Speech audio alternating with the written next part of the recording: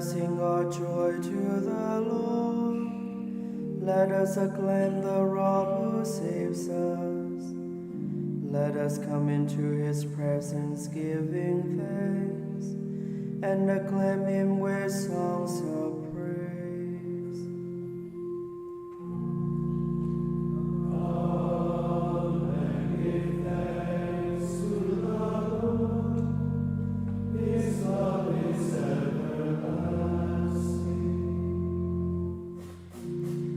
The Lord is a mighty God. He is the great King over all the gods. The deep places of the world below he holds in his hand, and his are the heights of the mountains. The sea is his, for he made it, and the dry land fashioned by his hands.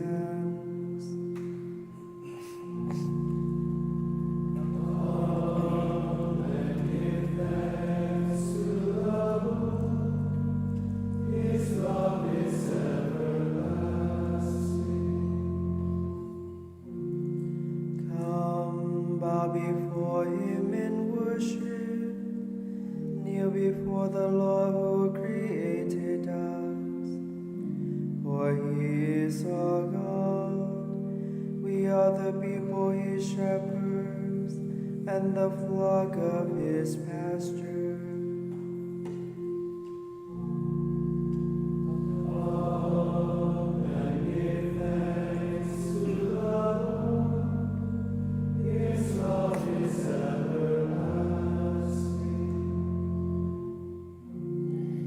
If only you would hear his voice today.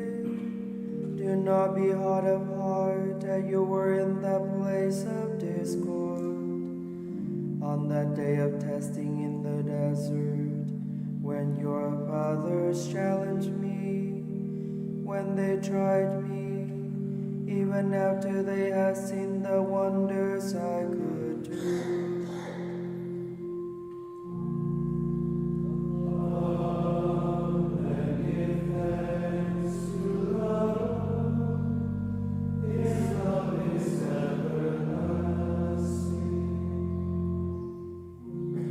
For 40 years I loathed that generation. I said, they are a people with hearts gone astray. These are not the people who acknowledge my dominion. So in anger I swore and know they will never reach my place of rest.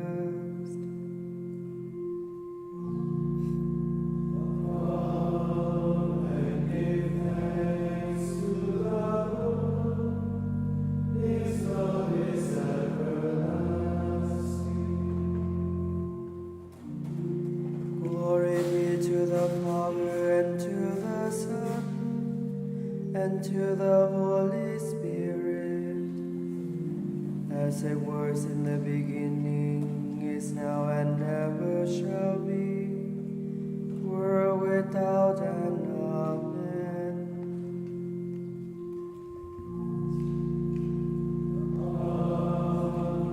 Give thanks to the Lord, his love is everlasting.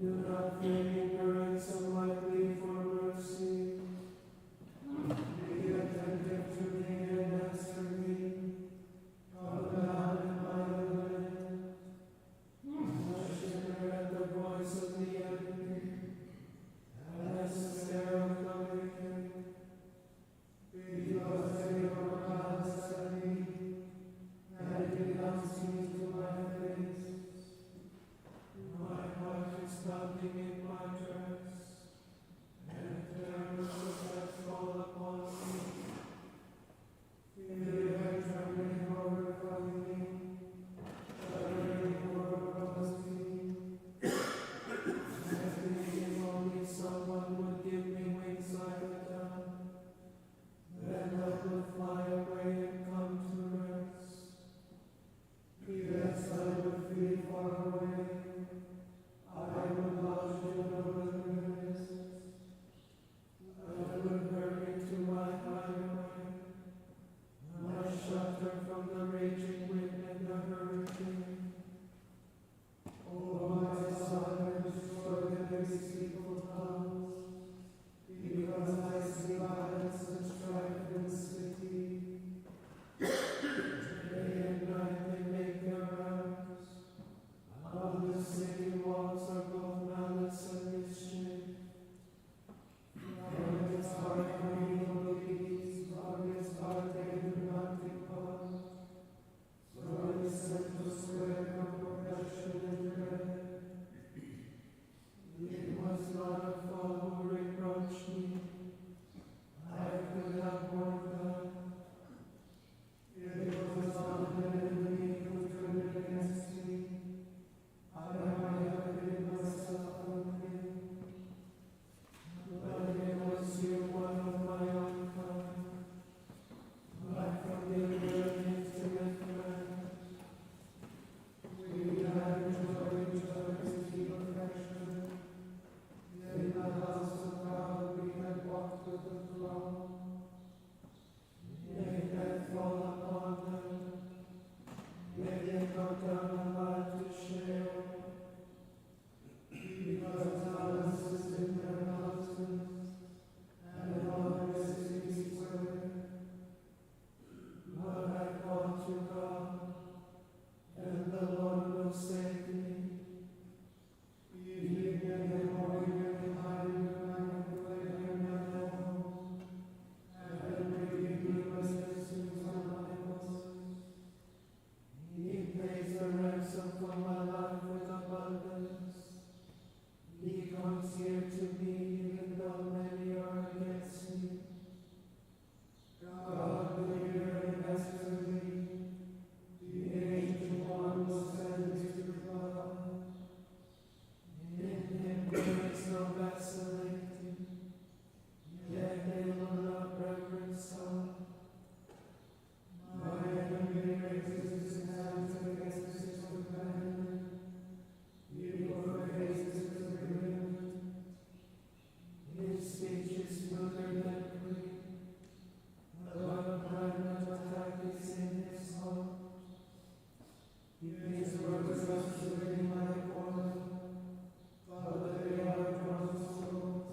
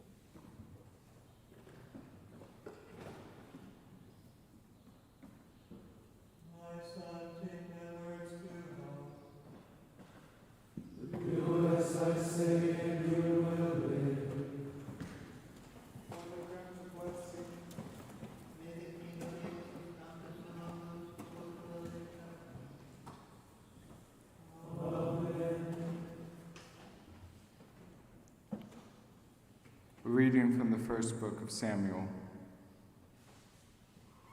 David himself then went to the place where Saul was encamped and examined the spot where Saul and Abner, son of Ner, the general, had their sleeping quarters. Saul's were within the barricade, and all his soldiers were encamped around him. David asked Ahimelech the Hittite and Abishai the son of Zeruiah and brother of Joab, "Who will go down into the camp with me to Saul?" Abishai replied, "I will."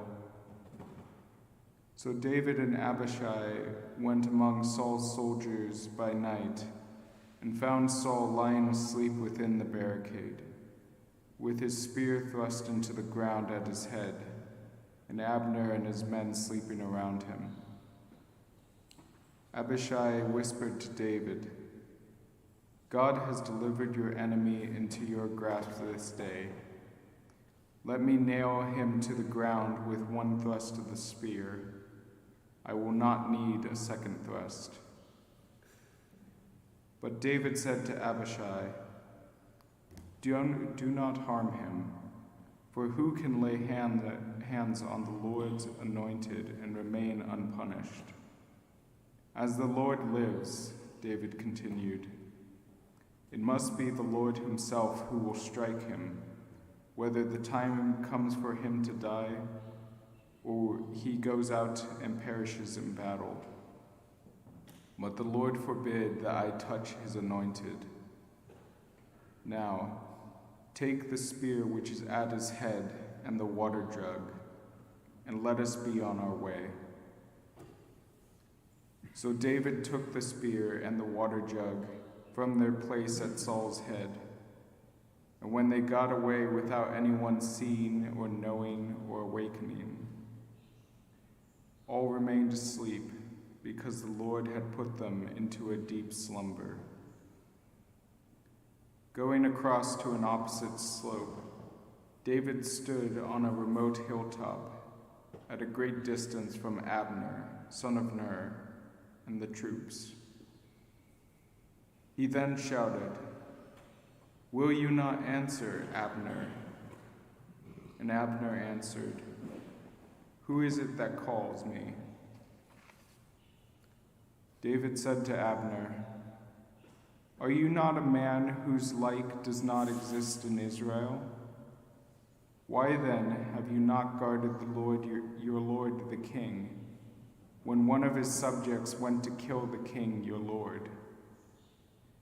This is no creditable service you have performed.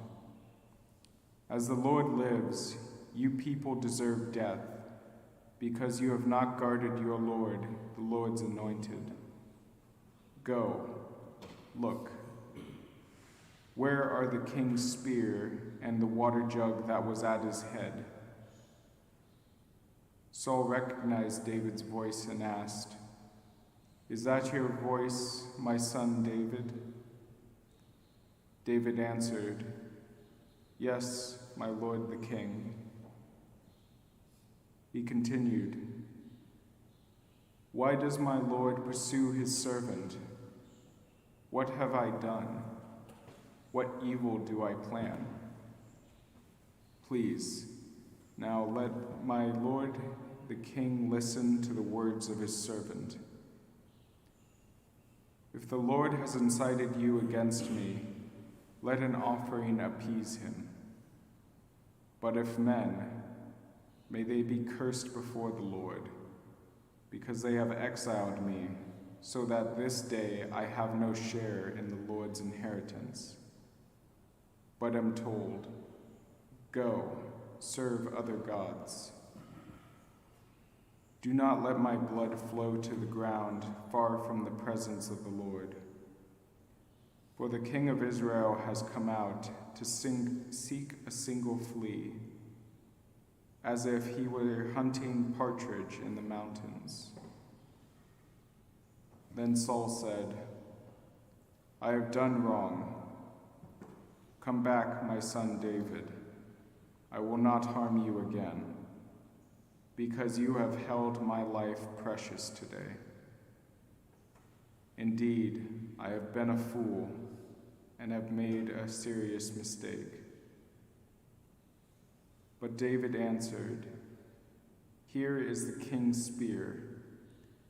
Let an attendant come over to get it.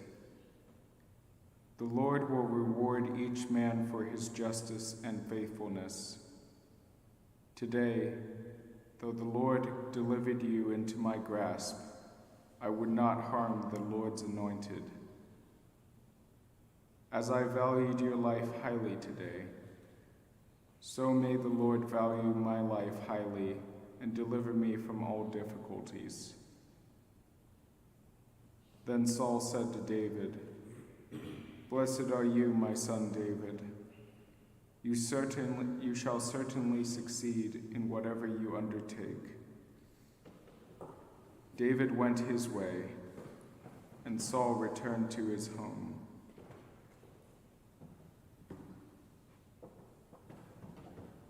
Be grateful to the Lord for his mercy to us. Thanks be to God.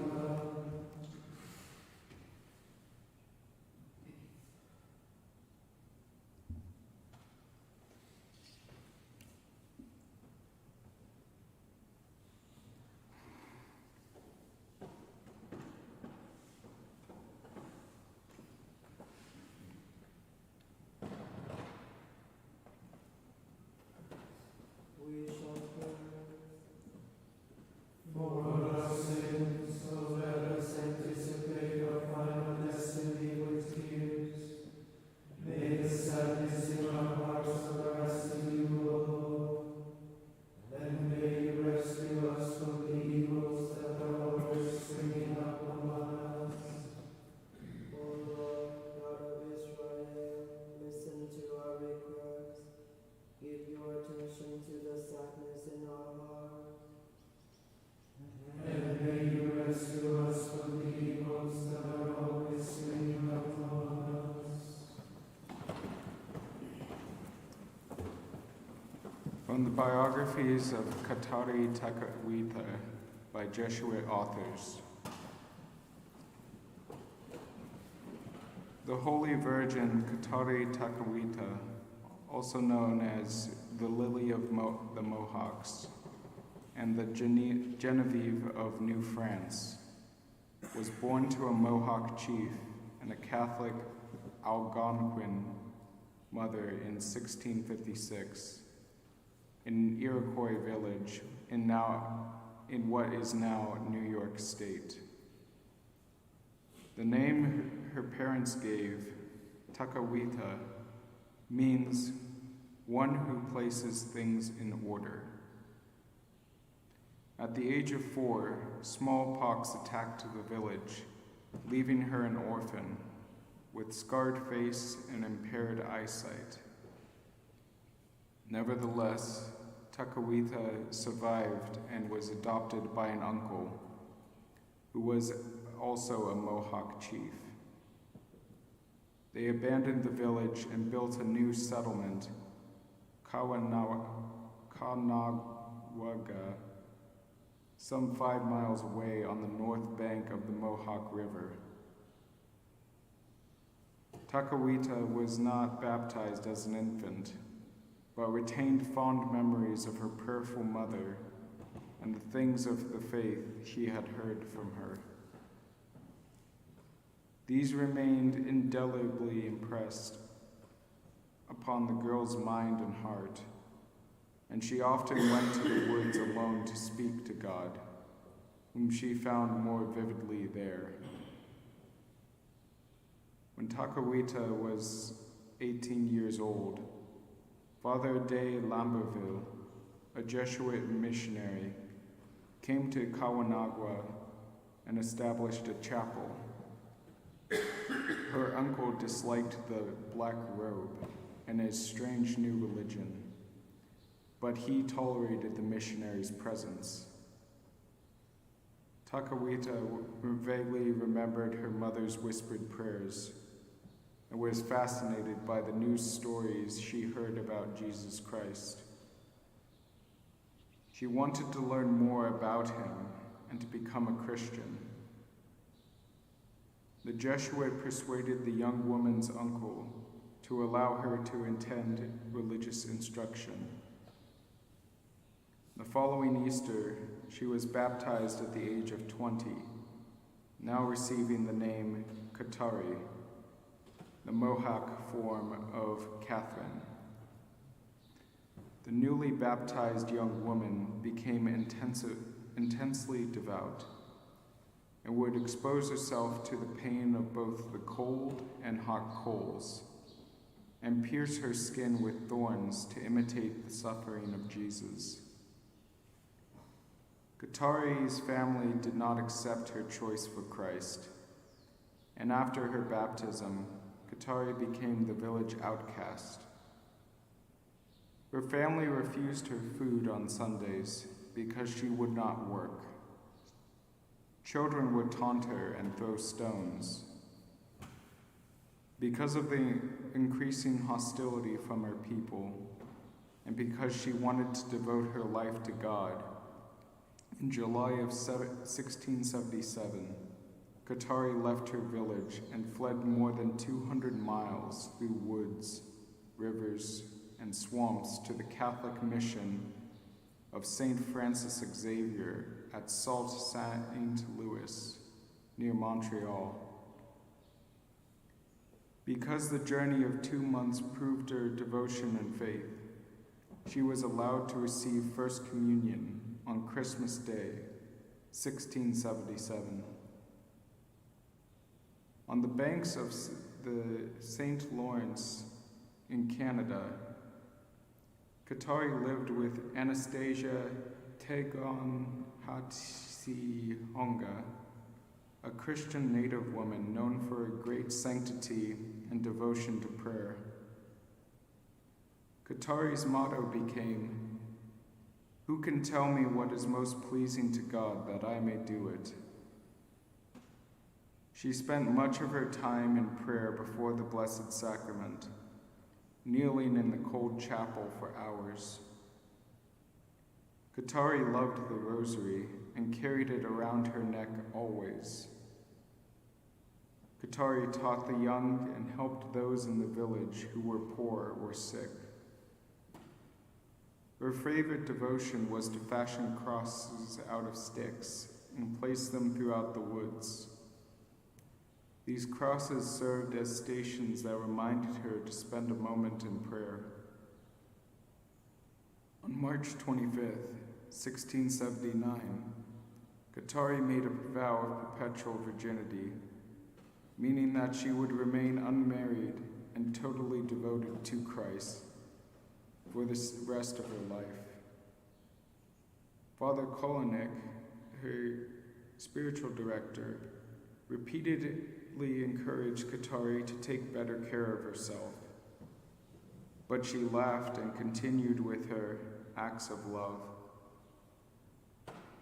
On April 17th, 1680, the Wednesday of Holy Week, she died at 3 o'clock in the afternoon at the age of 24.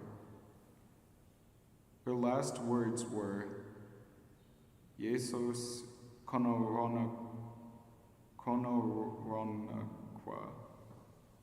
Jesus, I love you. 15 minutes after her death, before the eyes of 2 Jesuits and all the native Indians that could fit into the room, the ugly scars on her face from smallpox suddenly disappeared and became beautiful, smiling, and rosy in appearance. The 2 Jesuits standing nearby testified that their first, as she breathed her last, was that at that very moment Katari was in heaven.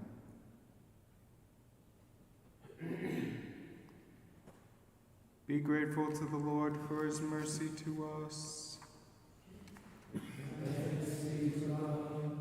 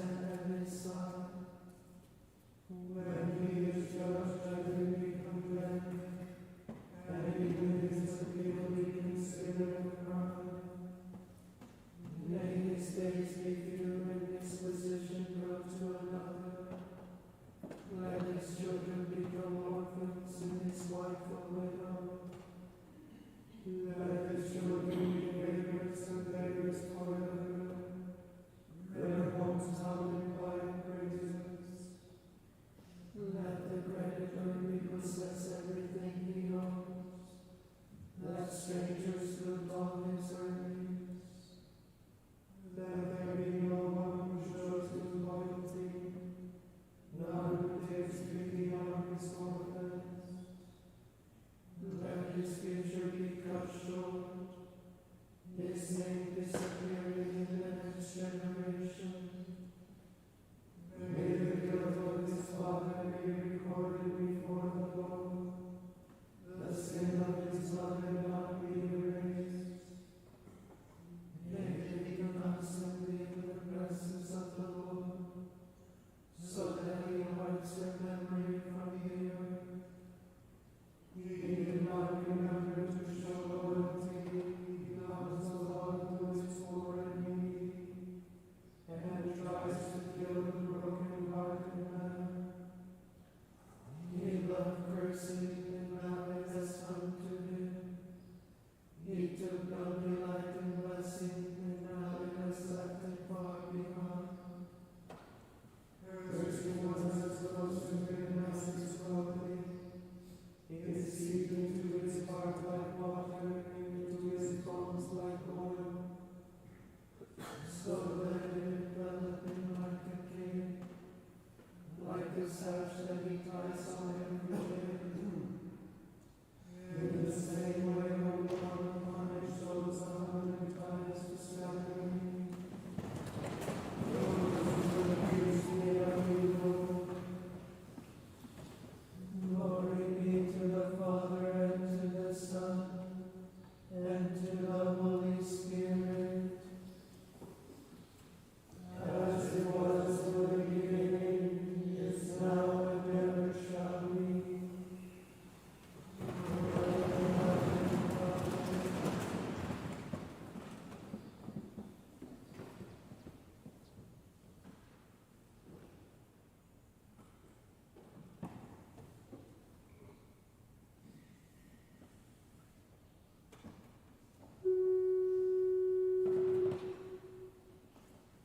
Work a wonder in my behalf.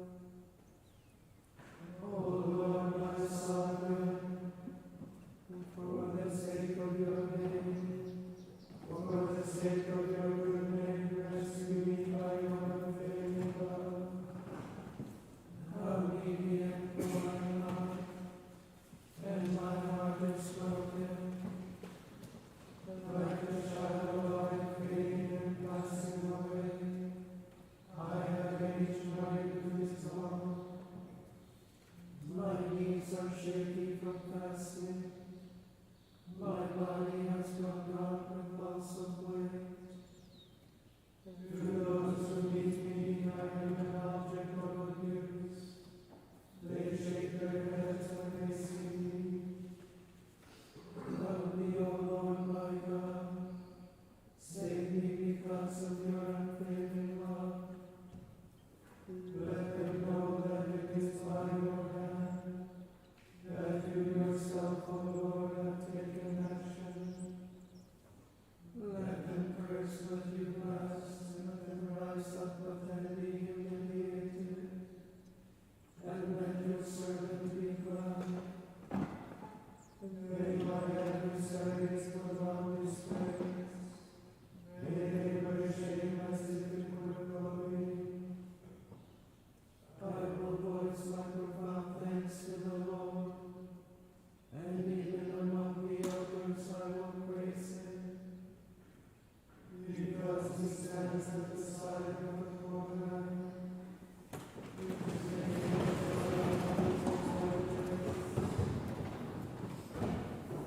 Glory be to the Father, and to the Son, and to the Holy Spirit, as it was in the beginning, is now, and ever shall be, world without end. Amen. Alleluia, alleluia, alleluia.